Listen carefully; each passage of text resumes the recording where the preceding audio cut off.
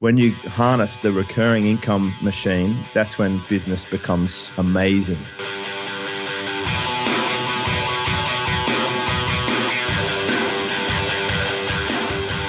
Hey, podcast listener, you're about to discover insider tips, tricks, and secrets to making more sales and converting more prospects into customers with email marketing. For more information about the Email Marketing Podcast or the Autoresponder Guide, go to dropdeadcopy.com/podcast. Hey yo, it's Johnny McMethod here, the Autoresponder Guy, and it's time for episode 47 of the McMethod Email Marketing Podcast, where you'll discover tactics and strategies to increase your email profits by 25 to 100% in 90 days or less without spending more on advertising. Now today I'll be talking to James Schramko. He's been on the show before. He was back in episode 4 a long time ago. It's almost been a year since he came on the show. Now today we're going to talk about something different, not about email marketing specifically, but about business strategy. Now, I'll get more into the details of why I brought him back on, but basically, I've seen James go on other podcasts, and he's basically breaking people's businesses down. He gets on there and adds some, gives them some really tough feedback on what they should be doing, what they're doing wrong right now, and what they could do to fix it. Now, I thought, what a great idea for a podcast. James gets to come on here, and he can pull me apart, he can hack into me and show me what I'm doing wrong, because I'm a big believer in taking criticism. He has a lot more experience than me, so I wanted to get him on to give him the opportunity to get some attention towards himself and his own business. But also, I know he loves to do it. I know he loves to get on and talk about this business strategy stuff and really be brutally blunt about this kind of feedback. So that's why I've got him on. I wanted to shake things up and find out what he thinks about my business, the McMethod, and see if I can learn some new things. So we talk about things like recurring revenue and why that's one of the best business models you can set up. And like I said, it's not just email marketing. We talk a little bit about that, but it's more just business strategy. This is going to help anyone from, I think, freelancers to all the way through to people really who are looking for just business guidance, because you're going to be able to take the advice that James applies to my business, the lessons, and think about it and apply it to your own business. And maybe you'll get some ideas for how you could improve over the next few months or the next year. To get the show notes for this episode of the Email Marketing Podcast, go to themcmethod.com/47.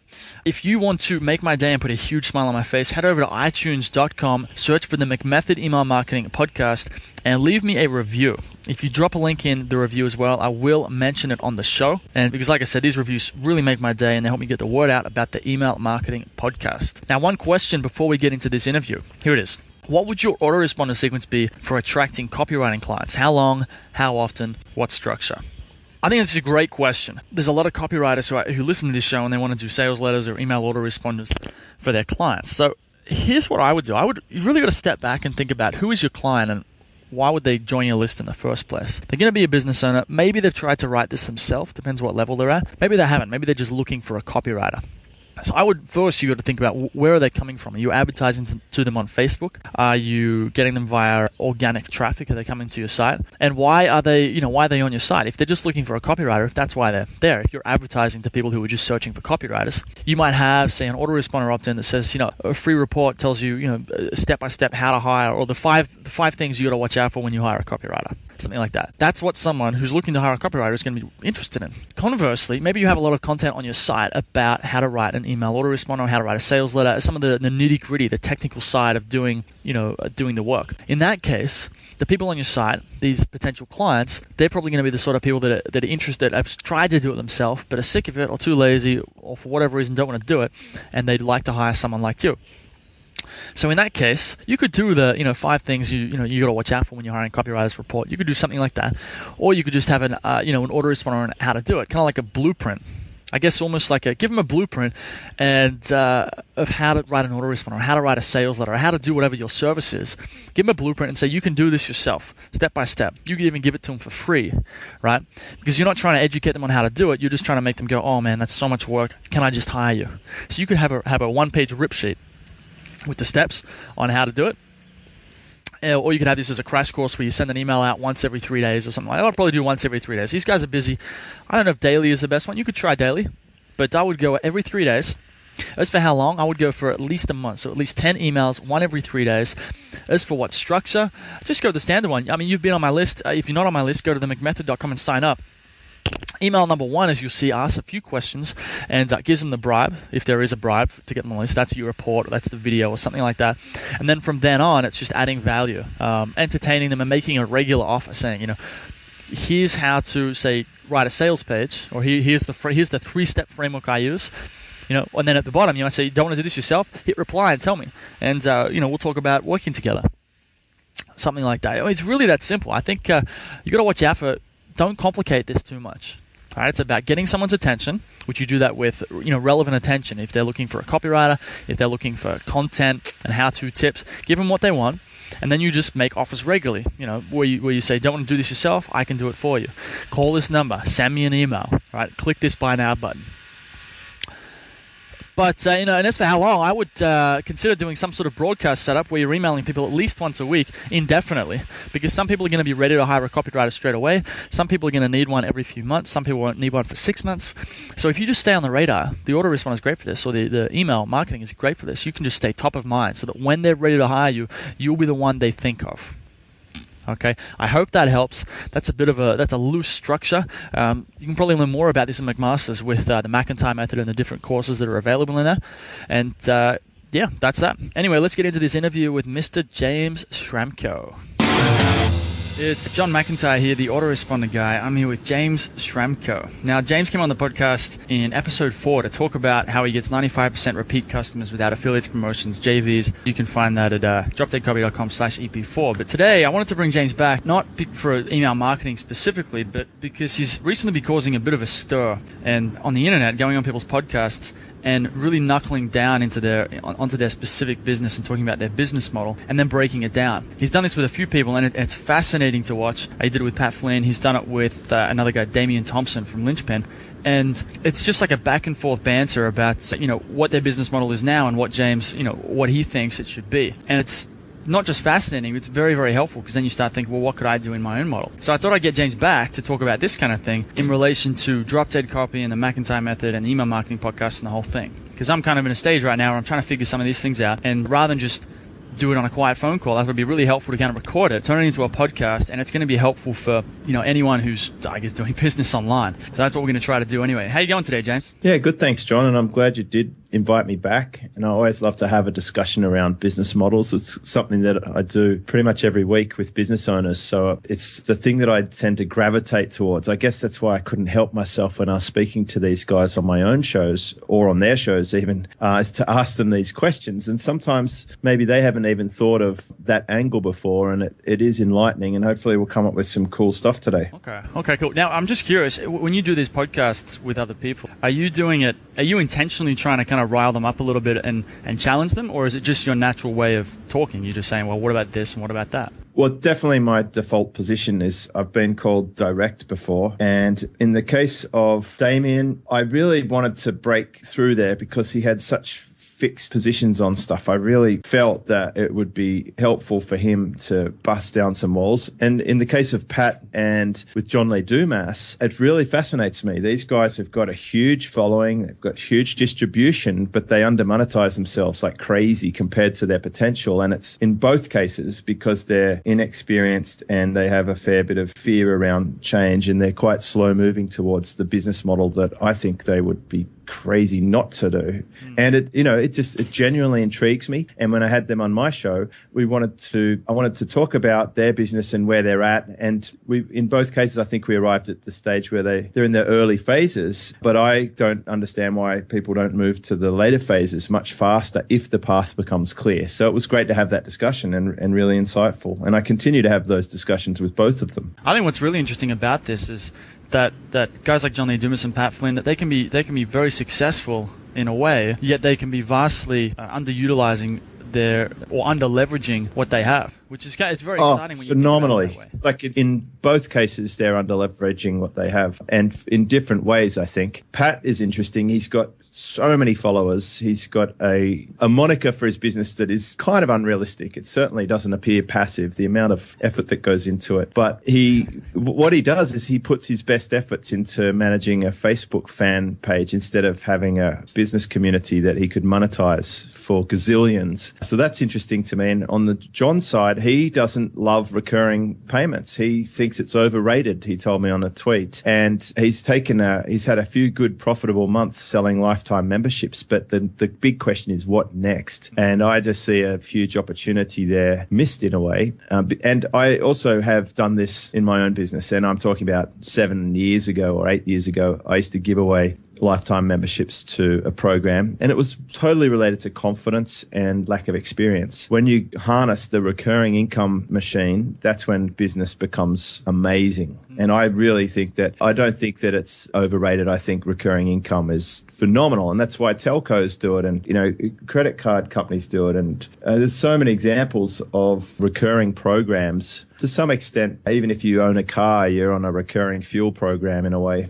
Having this thing that people need all the time is a good position to be in. Absolutely. I like this idea as well, that if you can find these things, like going from, say, lifetime, this lifetime membership thing to recurring, you can find these little points in the business, these tiny little leverage points in the business, which is so small, but just one change can turn the whole thing and just put it on steroids.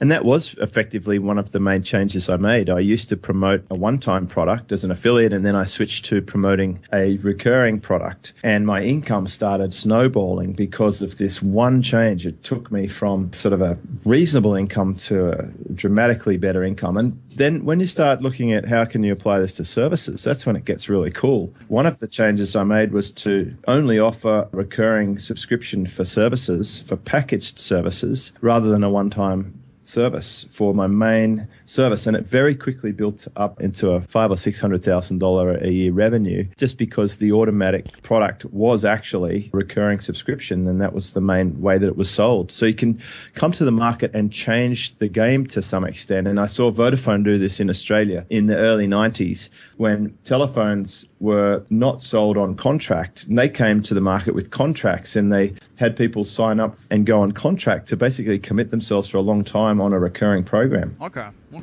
cool. One thing I'm going to be wondering as we continue to talk about this is there a right time to do it? Like, do you need to have a substantial user base or audience before you do it, or could you just start out from the outset with a recurring revenue model? You could start out from the outset. There are some people who say, build up an audience, build up distribution, and then monetize it. And that's okay. And it's great. Works for Amazon, works for Facebook, works for Twitter, works for John Lee Dumas to some extent. Getting that distribution. But here's the thing. If you've got distribution, you'll be able to monetize it at some point, probably regardless. And you can monetize it to a great extent all at once. However, if you can set up a nice recurring program in the beginning, you can start getting the money from the beginning, and you can grow it and snowball it without having to go through that phase. And some of the big questions you want to ask yourself is, are you selling a one-time product because you lack the confidence to ask someone to commit to a recurring program? That's like a confidence question. Are you selling a one-time product because you haven't really taken the time to understand your customer and find out what else they need, and then get yourself in a position where you could be the one to offer that? Okay, cool. So how about we get into it? I was thinking I'll tell the listener what my plan for Drop Dead Copy is and the business, and then we can talk about, because I don't have any recurring revenue model in place at the moment. This is what you mentioned on the podcast with Damien, that I was in the perfect market for recurring revenue, and it just hit me in the face. I was like, well, what do you mean? I wanted to find out. So I'll talk about what my plan is, and then we can talk about how recurring revenue could apply to all that. Does that sound good? Yeah, let's roll. Okay. So basically, where I'm at right now, I've got Drop Dead Copy. There's 32 podcasts published. There's like a three-month email autoresponder sequence with daily emails. And all that's working really, really well. The traffic's kind of okay. And what's been happening is I was doing client work up until about March this year. Then I created the McMethod, which is a product which I charge $200 and $300, depending on what level someone does, to teach them how to write autoresponders. So when I created that, then I kind of tapered back the client work because I didn't want to do it. And I was just doing one-off things at a fairly low price at that point because I didn't have as much confidence as I do now. So there was the McMethod, and then client work tapered back, and then I went to work in another business with someone I met in Chiang Mai.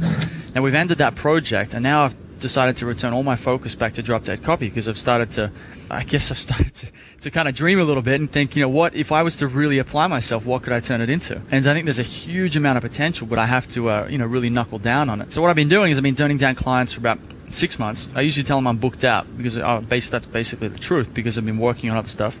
And I might get anywhere from 2 to 5 people a week, sometimes 10, asking if they can hire me. And I've been turning them down, just saying, go join the waiting list. I don't know when I'm doing client work ever, again, if I'll ever do it. But the problem is, over the last kind of month or two, especially since Bangkok, when we had that conference in the DC conference, people have been saying you should read Built to Sell. You should start doing these services. I've been like, well, I don't want to do phone calls. It's a pain in the ass. I'm going to then have to communicate with clients via email and all this, just basically making excuses and being a bitch about it. So I finally decided to kind of give it a shot and launch an agency model. I don't really know what prices to do or how to do the recurring thing. I was just going to try and sell an autoresponder for, say, 10K and charge someone, 30 emails for 10 grand. And then what I've actually done this week is I've sent out a few emails for an offer where they get 3 grand for 10 emails per month, $37.50 for 15, or 6K for 30 emails a month. And the idea was that they would just, pay for the emails, I deliver them, and that'd be it. So I've just sent that out this week, and just watching the response now. The idea is no custom jobs, so I don't have to, get heavily involved in talking to the client. And the emails in the McIntyre method style, so clients pay for the brand, so to speak, basically to eliminate competition, all that sort of stuff. And we just have a set framework or flow that we use for every single sequence. So we just execute it, and it gets real easy. So that's the plan right now. And I've only really it just started ticking over in the last few weeks. So I'm still testing the waters and trying to figure out what model, what offer, what people are really wanting. So what do you think about that? Well, how are they voting with what they really want with the order button? Well, no one signed up for this offer this week that I've put out so far. It's been out since Monday. But then I'm not sure if that's, is the list too small, or is the price is too high or too small, or... It might come down to who is your actual customer for that and what sort of problems are they having, because you're trying to create a solution. Now, let's just back up a bit. One thing is with Built to Sell, one of the main elements to that is that the thing will have to work without you for it to be saleable. So have you got anyone else in your team at this point? Right. So that's going to be a major thing, because that's going to determine the type of business model that works for you. So, for example, if we look at my SEO business, I don't want to be writing articles or posting them out there onto blogs. So I have a team that does that, and that allows me to sell packaged services that does not require me. Do you plan on bringing in a protege or having some people who are able to create autoresponders using your formula and doing some diagnosis of the customer's scenario? Well, that was the idea. So if someone signs up, I'm going to go and hire someone and then get them to write it. So actually, it was about 2 weeks ago, I posted a blog post just saying I'm hiring, and people would sign up with their email, and then I asked them all to write an email to me in the style I do for Drop Dead Copy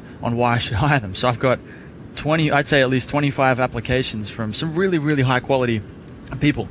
It's the first time I've really been exposed to it. People are trying to win me over and send me tips and really try and get me to accept them, to work with them. So I've got all these people who want to work for me now. Now it's about finding the right model so I can give them more work.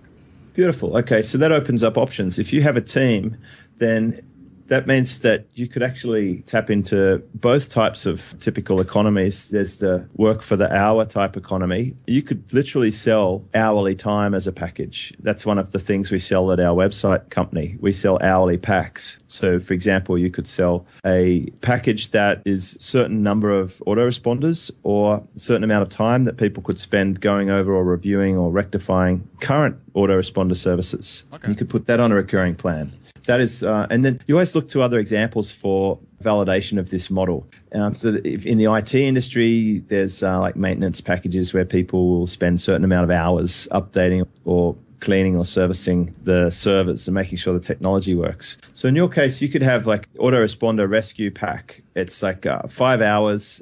We'll diagnose your existing autoresponders. We'll create a recommendations report on what we think needs changing, and then subject to your approval, then we'll implement the changes till the end of the 5 hours. And on the checkout page, you can actually have the ability for them to select multiple 5-hour packs. So it'd be 2 or 3 or 5 5-hour packs, because you might in the report say that we recommend all of these changes, and we'll complete as many as we can in the remainder of the 5 hours. However, we recommend you purchase another 10 hours for us to complete everything there. So basically doing a paid gap analysis and then getting paid to implement. So that works really, really well. And it's a totally valid model. And initially you might do it and document all of the steps you're doing in a standard operating procedure, and then have your proteges step in and start doing this for you. Okay, the other thing you can do is sell by the result. So you could say, we will, buy this package and we'll give you X number of emails, which is where you've arrived at the moment. But I'm just wondering if quantity of emails is relevant or not, or if there's some other measure of success that a customer would value more highly. Maybe it is that you could result in them building their list faster, or perhaps you could increase the open and click-through rates on their current list. There's all these sort of offers that might be more interesting to a customer. Yep. Okay. So think about how they would judge your work and what do they find impressive. And yeah, there'll be metrics that are different. And this is the challenge that you may have had with custom work, is that every customer will have a different way to measure your success. Exactly. Yeah. Some of them will be, some of them won't really give you much judgment at all. Others will be whether it impresses their boss. Others will be if it actually sells more stuff. Others will just want to feel that they're not getting ripped off. So people have different success things. Now, you've also got the options to slide between done for you and do it yourselfers. The done for youers are going to want to pay you money and you solve all their problems, and they don't want to be involved in it. They don't dedicate a lot of time and energy to it. So you're working totally on the result there. Then the do-it-yourselfers, probably they would like you to teach them how to do stuff. And this is where you go into a recurring program that may not be fully service-based. It might have an element of information. It could be a masterclass. It could be delivered over 10 weeks.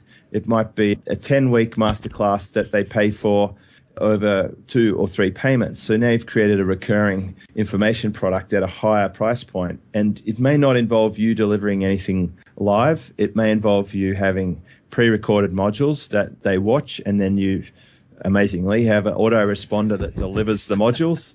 And then you can invite question and answers, which might be via it might be via email, it might be email coaching, it might be via a forum, it might be via a Q&A webinar that you hold once a month, for example. Yep.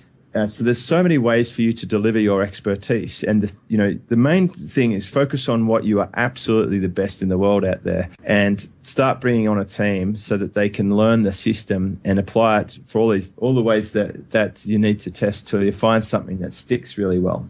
And then have a look at, when you are pricing, have a look at annual programs that people could pay in phases. They could pay annually, they could pay quarterly, or they could pay monthly. So I've been messing around with some of those different payment frequencies, and it's really interesting to discover what happens when you do that. And I'll give you a few tips on that. But one tip is get your first customers, get them grandfathered in or locked in at a lower rate than your eventual customers, so that they feel like every month or every quarter that they're being billed, they feel like they're winning because they took a bet on you early in your life cycle.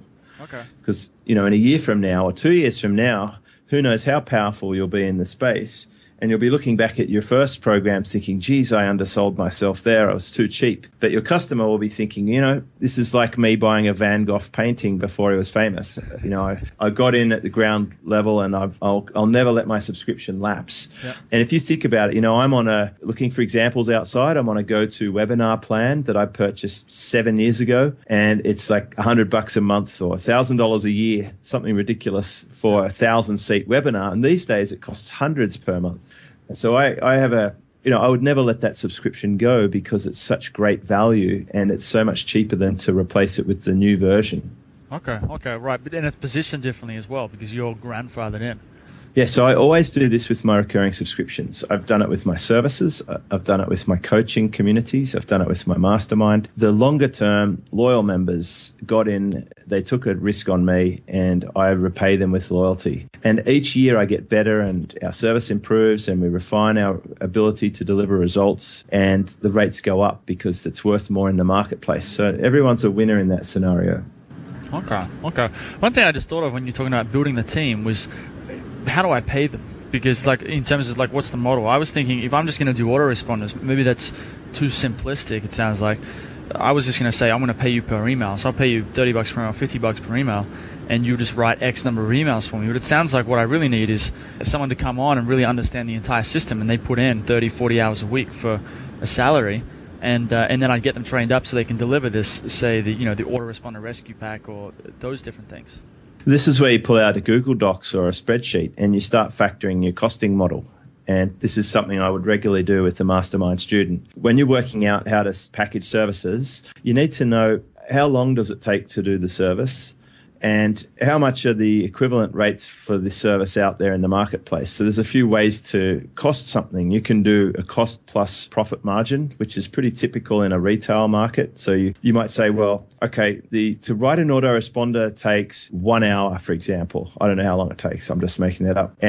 Or maybe say it takes 2 hours. And let's say that you would have to pay somebody who's half good at writing $20 an hour if you're getting a really good writer in a student environment or something. It might cost you $40 to write one autoresponder. So the cost plus profit margin might be $80. You would sell it for $80. You want a 100% profit margin, right?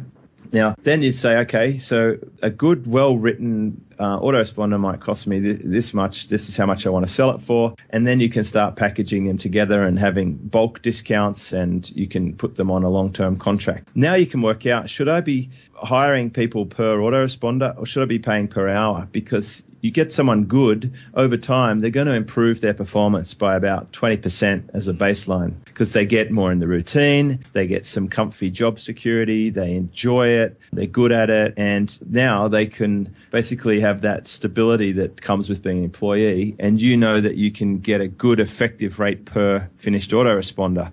It might be lower than hiring a freelancer. If you're paying $20 an hour for a freelancer, chances are you can probably pay $7 an hour for a full-timer, because you're taking more risk, you're committing to a longer contract. See, in the case of my team, I'm committing to perpetual employment of more than 50 people. So I'm taking the risk, and my risk is that I can buy all this labor. I can buy whatever it works out at, 500 hours of labor a day, and then I have to be able to package that. I've got to use that labor into packages that I can then resell for a profit margin. And the good news is that it works out for me that I can do that, but I couldn't do it if I was hiring them piecemeal or per unit. There's only a few roles in our company where we'll pay per unit, and that might be per press release or per article, and they're very similar to an autoresponder. So it's up to you to work out a job agreement that works for you. Do you want full-timers? Do you want some part-timers? What part of the world are they going to live in? What level are you going into the market at? Are you going in the IM Warrior Forum market, or are you going into the high-end commercial lawyer retail market? Because you could sell autoresponders for thousands to those customers, and you'll probably sell them for tens of dollars for the low end of the market. I want to go for the top end. Go for the top end of town, and that's where you should focus. That's where my resellers are focused. They're selling to real businesses. And here's the other thing. Are you selling wholesale or retail? And that's why you really have to work out who is your customer. Is your customer a reseller who's dealing with the end user, having that end relationship? Because if you're doing that, then you're going to be dealing with the same people over and over again. You're not going to have the relationship with the end customer, but you're not going to have all the hassles that comes with that. You're not going to have to answer all these questions or educate them from scratch, because your reseller does that. That's what they're doing as the retailer. They are actually handling all the customer service. You've effectively outsourced your marketing, and now you've become the supplier. And that's your special skill set. Now, if you want to retail these, just keep in mind that you'll have to consider some things like customer support. At the moment, it's you, and you're going to get bogged down really quickly with crappy stuff like, what do I get? How much is it? Now, every time someone asks you that, make a video or an audio about it and put it on your FAQ page, and build out your library of answers to every possible question that you could ever be asked, which is kind of where we're at now with our SEO stuff. We have FAQ pages, we have glossaries. I've got stacks of videos that answer what is the difference between blah and blah. Anytime you get it. And then you're going to need to scale up support. Now, for support, it's not expensive to do this. You set up a Zendesk or similar. You make sure that it's under your branded name, and then you hire someone to run it, and you quickly train them as much as you can to handle support, because that's what's going to get you busy unexpectedly is support. And a lot of people with my business say, wow, your support team are amazing. And it's no coincidence. That's because I came from a high level brand. I understand that it's frustrating when you can't get anyone to talk to you or to explain something. And the secret to our recurring business, and I will credit Dean Jackson for helping me on this concept, is to continually focus on keeping that customer you've already got. instead of continually chasing new ones. If you just look after the ones in your system, and that's where support's really important, and lots of other little techniques you can do, and that's a more advanced topic, but you'll be diverting a lot of your attention onto retention rather than acquisition once you have a recurring model in place, because it will be that valuable for you. And instead of having to be out there promoting and fire sailing and jamming orders into the final discount sale or Cyber Fridays or Black Mondays or whatever they are, you're going to now just sit back, relax, coast along. And if you're lucky enough, you'll end up with a business like mine where there's so little pressure and hype involved in making sales. It's really just looking after the people you're already dealing with game, and that's such a better game. Absolutely. And then I can start listening to podcasts on one-time speed instead of two. Yeah, you can chill a bit. Take your time. Enjoy it like a fine wine or a good meal. You don't want to rush that down. Especially if it's a think act. Yeah, listen, Ezra's fast enough on one speed. You'll be fine. It's all those vegetables. One thing I'm really interested in is I can see how the model could work. And let's say, once you have something up and running, whether it's a rescue pack or any sort of package like that, once it's running, it seems like it's fairly easy to figure the rest out. You're just ironing out the kinks. But the initial part of, I'm just not sure about that. Am I meant to be, let's say, coming up with, say, 5 or 10 different packages or offers, and then just putting them all on one page or sending them out at different times and just basically chucking out different types of bait and seeing what people bite? It's not ideal. It's not really the minimum viable product startup thing doing that. It's really should be working more with your customer's problem. Like Gary Halbert was famous for saying, all I want is a starving crowd. What are people starving for? What do they already ask you for? That's a good indicator rather than you having to guess. Okay. But I mean, so once I've done that, once I've gone into my email inbox and I'm looking at people who've emailed me with questions in the past or warm leads or whoever they are, and I've got a list of things, I'm like, well, how about this package? This package looks like it'll solve. Well, hang on a sec. Are you getting people asking you to teach you how to write autoresponders who have bought your product? Or are you getting people to say, hey, can you just do my autoresponders for my business? Or they say, hey, I've got someone in my business. Could you tell me if they're any good or not, or train them? Like, what sort of things are they asking you for? The most common one will be someone who says, they don't seem to know much about it, but they're like, well, I kind of want to set up an autoresponder for my business. When can we talk? So it's a very vague thing. Do they want you to do it, or do they want you to show them how to do it? I would say in most cases they'd want me to do it. They want to get on the phone and they want me to suggest some sort of solution, and then use it. When I was doing client work 6 months ago, I would get on the phone with them and I'd just talk to them, and I'd find out what their problem is, and I'd tell them, all right, well, how about we do this? We'll do a 10 email autoresponder, and then they'd pay me to do it. Right. So simply you just need an offer and then a system to cater for it and get your funnel cranked up. So it might look like this. You might have a page on your site with a video of you saying, hi, your business is probably underperforming, blah, blah, blah. You know all the reasons and the hooks and everything. The next step, if you want to sort this out, is to apply for our autoresponder fast start program. And in that program, we will find out more about your business, design a autoresponder sequence system that works for you. We will install it, and you can expect these sort of results. If this sounds like what you're after, apply here. Have them apply and pay some money. You need a tripwire here to stop yourself wasting time with people who aren't right for the program. The deposit will count towards the service, and as a minimum, you could do something like a paid report and we do this for our SEO. People pay us to go and look at their site and tell them what's wrong with it and what we would do to fix it. And we include that as a rebate against any service. If they don't buy something, then they got a great value report. Okay, so you could have the first step is you order a autoresponder diagnosis report. That's where you tell us what your business is right now, what, if any, autoresponders you currently have, how you're communicating them, what system you use, and we'll give you our professional opinion. They fill out this form, they pay the money. So now you have a qualified lead. Then someone in your team who you've hand-trained in the beginning will go through a checklist, and they'll fill out the answers for all of the things that they could then give to you. So now, at the first time you're dealing with anything, you've got a paying customer who's already paid you, and someone in your team has delivered you the things. Okay, this is fantastic. My mind's I've got tons of ideas now. Well, I'm thinking the best idea of all is, aside from your services, surely there would be space for a community of people who want to specialize in the craft of writing autoresponders and to be able to go and offer services like this to other businesses, which you could then have them buying your wholesale service. Okay, so you mean so they would come in and they would go through, say, my product that would teach them how to do it, or they would just go and sell the service? Yeah, so let's say you've got the... by the way, do you like how you kept talking about the rescue pack? Because even though I mentioned it once, it was so catchy, you can't help but remember it. When you give a name to something like that, man, it's that hook. That's right. So you come up with a name, a catchy, cool name for your community. And I use the word community because that's what we want to build, but we want to make it something really cool. So there's lots of different names out there for communities.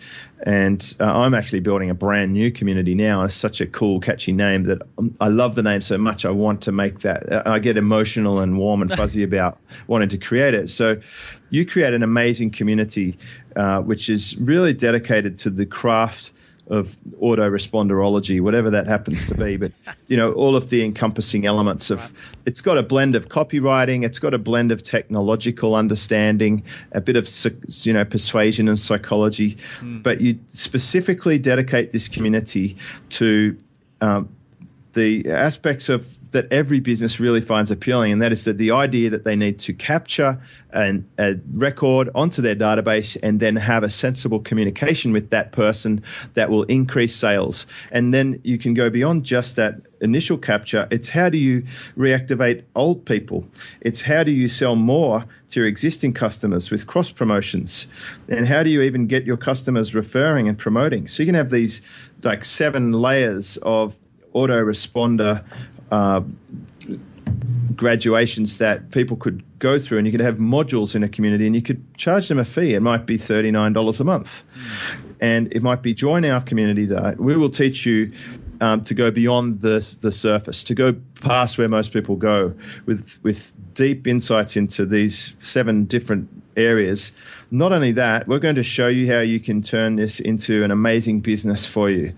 Once you know how to do this, you will be the hottest thing going to any business owner, especially if they're not doing a fraction of this, which, pretty much every business falls into that category. And should you want to go out there and hook up customers, and if you find yourself swamped and you can't keep up with it, then you can come and buy rescue pack hours or whatever you want. Like, you can provide them the services then that lets them have it all done for them, because effectively you're their surrogate team. You're the back end because you've gone and figured it out. You've hired, you've trained, you've systemized, you've SOP'd, you've set up the system.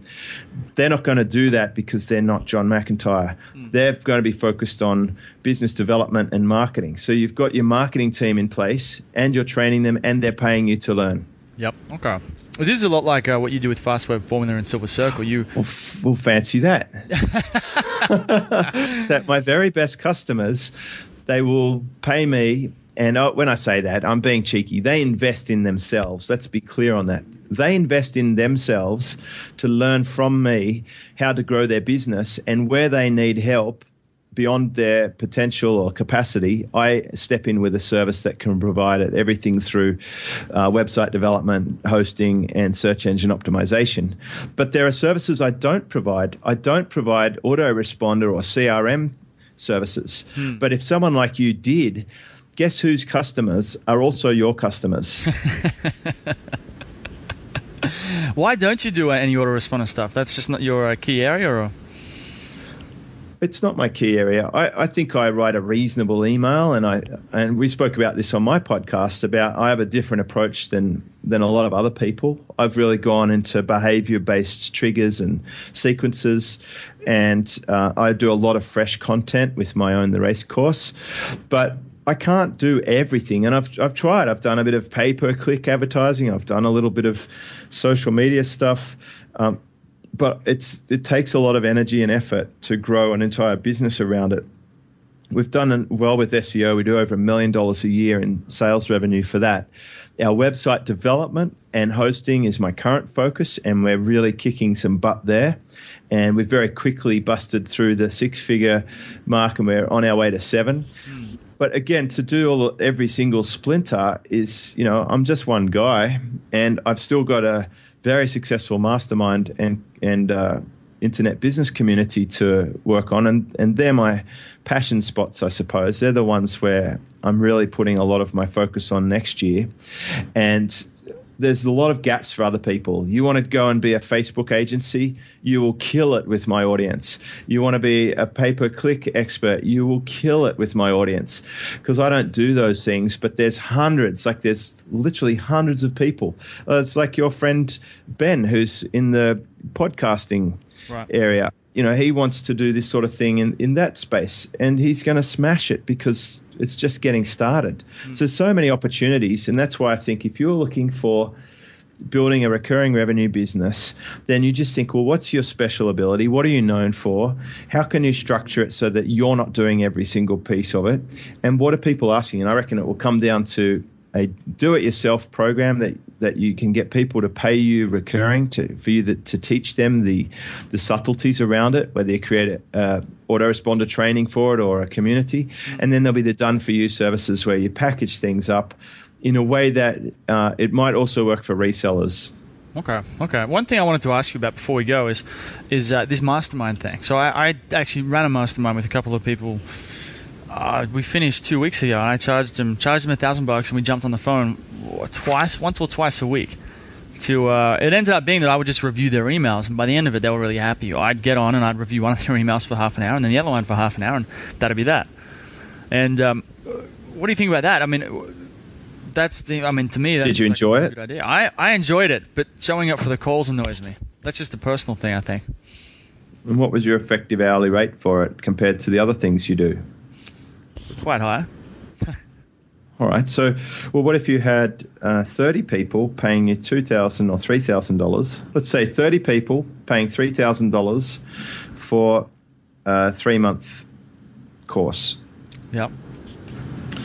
So you'd have $90,000. Is that right? Yeah. I mean, yeah. If $30K a month, it's $1,000 a day, and you just have to speak to them maybe once a week for an hour. Yep. That's an unleveraged way compared to what you could do, but it's still not bad, right? Absolutely. I mean, one thing this would be a whole new conversation, so maybe we have to do this another time, but the mastermind thing, I wouldn't know how to do a mastermind with 30 people. Well, I do. I've set this up for so many people, like dozens of people, everyone from Ezra Firestone through to Jen Sheehan, Victoria Gibson, there's so many, and it's always worked well. And it really comes down to if you enjoy it and how profitable it is. And it's something I enjoy. The reason I enjoy it the most is because it really sharpens me up. And another reason I enjoy it is I tend to have my very best customers. So that I get to talk to them every week. It's like paid CRM. They're paying me. I get to turn up and give them massive value. And I learn a lot in the process. And I'm then able to provide every kind of service that they really need and that will solve their problems, and it tends to work out really well for me and for them. Well, that's what I found. Apart from the fact that I had to wake up in the morning and show up to the call, I had a blast. It was great. I learned so much about some of the the core problems that people are having when they're sitting down to write emails, and it's fun building the relationships with people who you'll never probably meet, but you're able to help them get better results in their business. It was very satisfying and fulfilling. So I think... Well, here's the thing, like in a leverage sense, I did this with Mike Rhodes for PPC, and we called it Superfast PPC. And I did it with another guy called Andy, who was a super affiliate, and we called it Super Affiliate Masterclass. I think we sold 30 or 40 people at $3,000 each. We did 10 weeks. And I recorded the whole thing, and I put it in, and then sold it as an information product for hundreds of dollars. Okay. Well, how do you, when you get on the phone call with them, are you getting on a phone call with 30 people? Yeah, you set up a go-to webinar or go-to meeting, depending how many people, and you have a framework. But in this case, with those courses, we just did a 10-week course. We did PowerPoint presentations, and I wasn't even the subject matter expert. My role was to get bums on seats, make the sales, organize the expert, run the thing, record it, and prosper. And I still have those courses inside Fast Web Formula, which people can now pay a monthly fee to access. So I'm still getting recurring revenue from that work from a few years ago. And you know why I did that in the first place? I did it for one of the reasons you touched on in this call. I did it to see if I could make Silver Circle work without me in case I wanted to sell that at some point. And the proof of concept was successful. Yes, I can. And then I would switch back to me being the expert and running it like that in its current iteration. I am the talent in that, and I don't have a pre-structured call each week, but I do one-on-one work in the background to help people map out their quarter, and we push through that, and the results people get are just off the Richter scale. Because imagine, we say, okay, you want to do a mastermind, I give them the exact blueprint, I show them every single step of the way, and then I make sure that I crack the whip every single week that they're implementing and getting progress. So they cannot fail if they do what we talk about. And that's the result that I'm delivering. My result that I would like to deliver anyone is that they will double their business within 3 to 6 months. And that's a very typical result in that environment because I have filtering in the first place. I'm only speaking to people who apply, who have watched the material, who feel they're a good fit. And then I spend 20 minutes talking to them to make sure. And then I send them the link where they can purchase. So they can't just buy this. They have to apply. They have to be accepted. And I reject at least 50% of the people that apply who aren't ready yet or aren't a good fit for the program, and that keeps the group solid. Okay, interesting. Well, one thing I'm just really interested in, I know that I'm enjoying talking about this. I'm sure you are too, because there's probably people here who are listening who might want to join. One thing I'd really like to know is what happens when you get on the call. How do you coordinate 30 people on a phone call with some sort of organization so you get something out of it? Do you ask someone to put up their hand, or do you have a topic of the day? Oh, there's a lot of ways you can approach this. You could, prior to the call, ask people to submit their best questions, and then you can consolidate them and find out which ones are going to offer the most value to the most people, and you can cover them as some bullet points. You could have preset modules that you want to cover each week and then have Q&A time.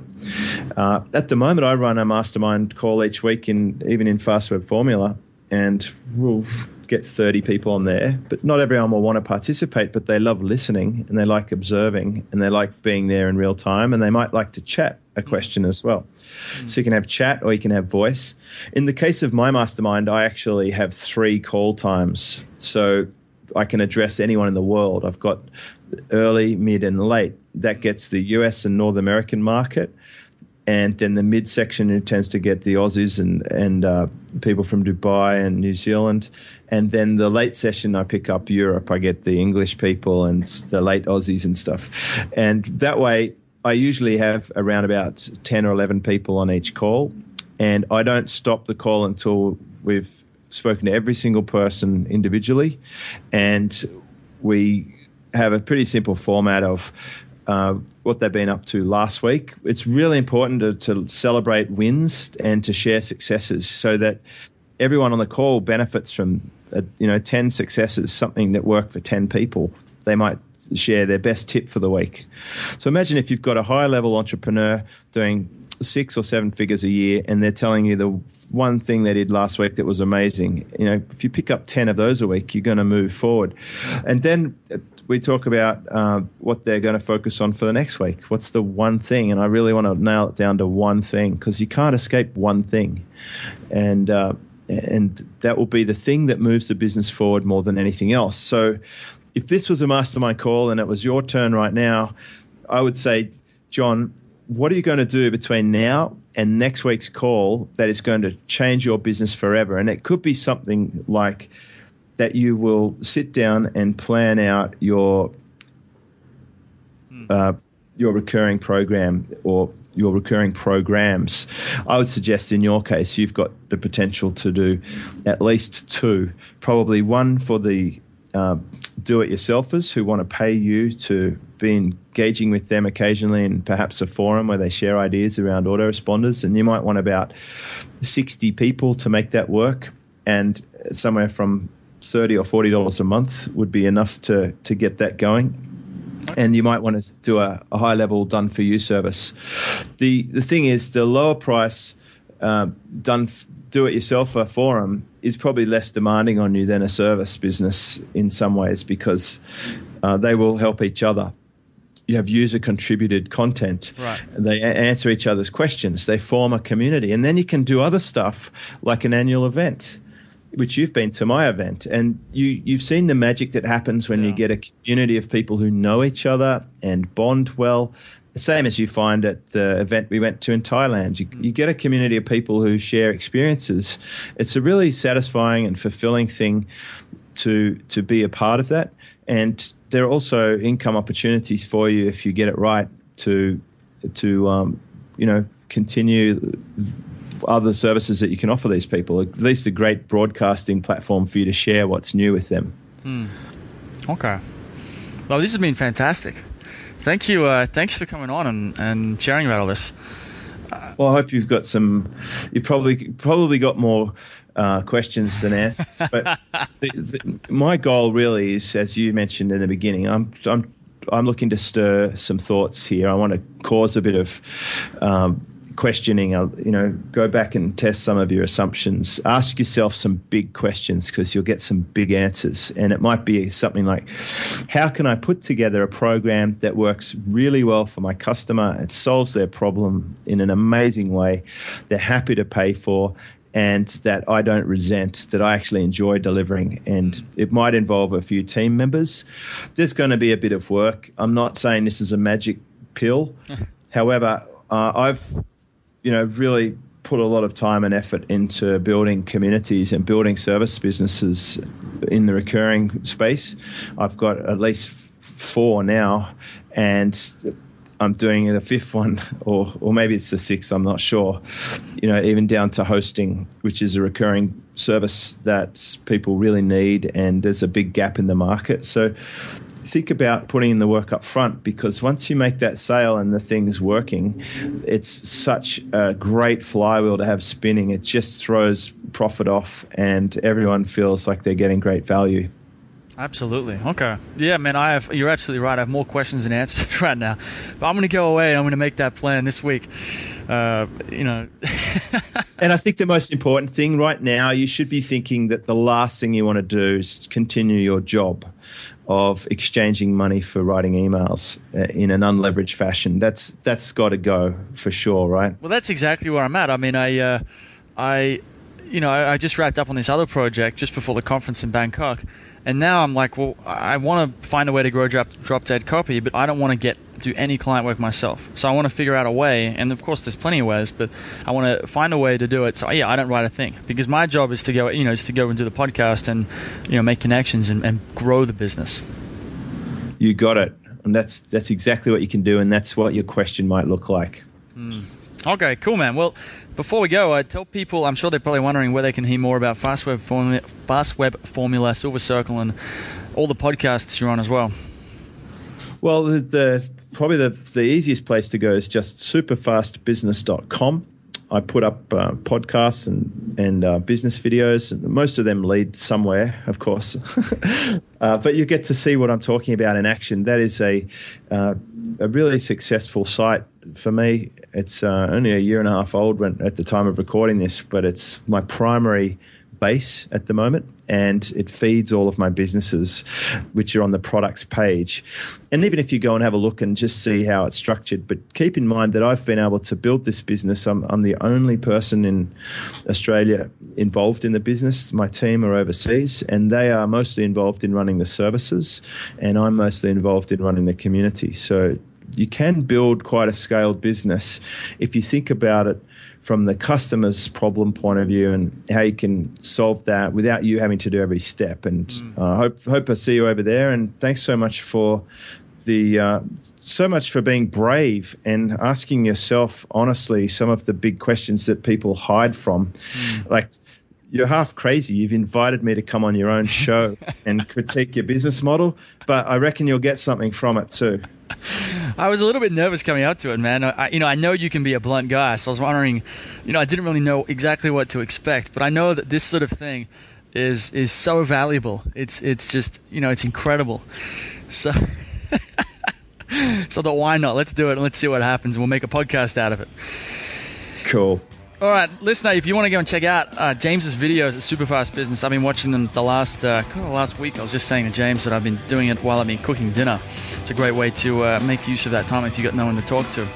And it's great content. You get some of the long podcasts where, an interview with a guest and some really short stuff, just short and snappy. So definitely check that out. I'll have links to your Superfast Business in the show notes at dropdeadcopy.com. Thanks for coming on, James. Thanks, John. Hey everybody, thanks for listening.